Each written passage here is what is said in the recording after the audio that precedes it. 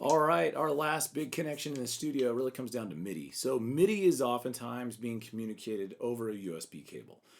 Because MIDI is digital, it can afford to utilize that digital path on USB.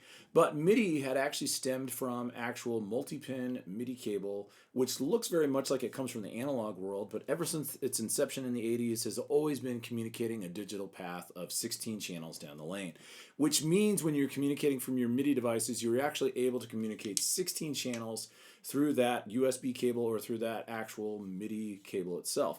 So what's fantastic about that is there's a ton of information that can be sent down that line, but even furthermore, of those 16 channels, each one of those channels can communicate 128 particular signal communication messages at 128 different levels. And so what it does is it performs things like note on, note off, pitch bend, aftertouch, sustain, things like that. Anything that's pertinent to MIDI, and then it literally has about 100 other open and available options for any MIDI device to use for whatever they really want to.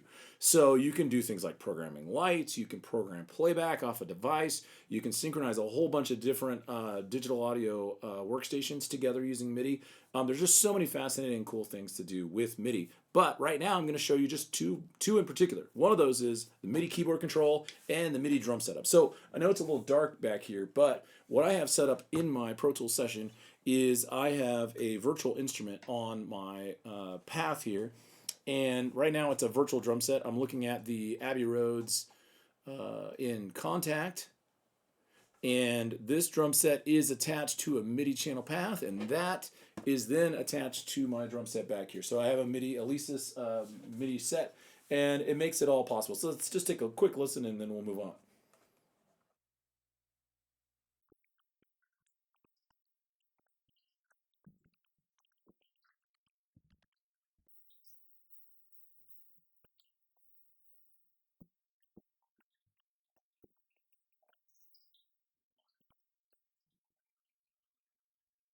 Now, people often ask, what's the point of having it on a drum set? To me, it's always about the feel, it's a playability, and it's that fluid feeling of just playing that I absolutely love. And that also makes it important as to why we use it on the keyboard. So back here, I have a keyboard controller. Let's bring that up in Pro Tools.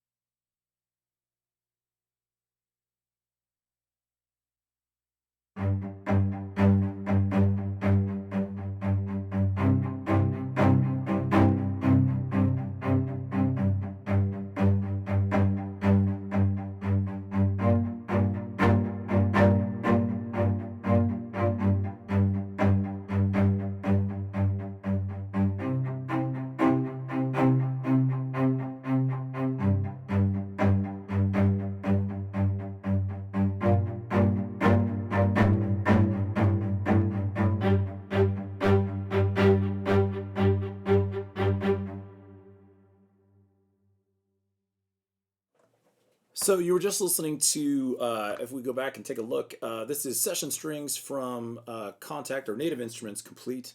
Uh, Wonderful sounds, but back here I'm actually just playing this keyboard. Play low so you can kind of see. But it's all about just the playability function. So one of the biggest benefits you get from MIDI, different MIDI controllers, which would also include something like this MIDI pad, is that the playability feature is there. The feeling of actually playing an instrument is there. And one of the biggest benefits you get from that is it's because it's communicating data. You can clean up all that MIDI inside of the box as you spill it into Pro Tools or whatever you're using as your DAW. You can jump in and move and reassign those notes. And so it really sets up an easy way to play and yet still edit and get the right sound. And the good news about that too is even after in the post, if we decided we wanted to change these things, we can change them later. We could change what notes we're playing, we can put them on the grid differently, we can reassign them, and then we can go back to the mix window and then just pick a different plugin instead. So we could absolutely use something completely different. That's a fun and fascinating connection we get out of MIDI. And again, it's over USB or it's over multi-pin MIDI cable, and it's a digital connection.